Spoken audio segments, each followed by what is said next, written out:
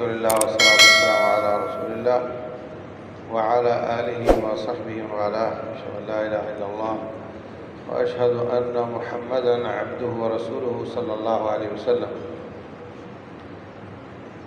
أعوذ بالله من الشيطان الرجيم. قال الله سبحانه وتعالى: وكذلك جعلناكم أمة وسطا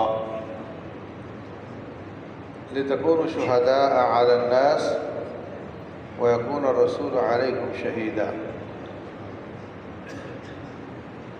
اور ایسے ہی ہم نے آپ کو امت وسط بنایا ہے تاکہ تم لوگوں پر گواہ بن جاؤ اور رسول تم پر گواہ بن جائیں صلی اللہ علیہ وسلم. وسط کیا ہوتا ہے؟ وسط، یہ میرے ہاتھ کی طرف دیکھو، یہ جو بیچ کی انگلی ہے یہ وسط میں ہے اور یہی سب سے اونچی بھی ہے. اگر یہاں سے چڑھائی شروع کریں تو یہ چوٹی بھی ہے، اور اگر مزید چلنا شروع کرو تو اترائی شروع ہو جاتی ہے.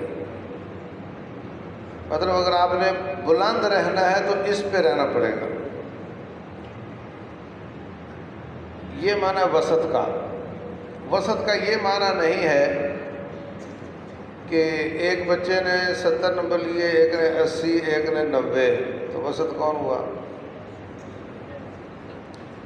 ہاں، ایک نے 70، ایک نے 80، ایک نے 90. ہاں، وسط کون ہوا؟ یہاں لوگ سمجھتے ہیں 80 والا. یہ معنی یہاں مراد نہیں ہے. یہ امت وسط کا معنی یہ نہیں کہ اس سے زیادہ نمبر بھی کسی نے لیے ہیں. ٹھیک ہے؟ 3 بیٹے ہیں، عبداللہ، عبدالرحمن، عبدالحفیظ، تو وسط ہوا عبدالرحمن. یہ مراد نہیں ہے، بلکہ وسط سے مراد یہ ہے کہ جو سب سے اونچی بھی ہے اور سب سے درمیانی بھی ہے اور افراط و تفریط سے بچی ہوئی ہے.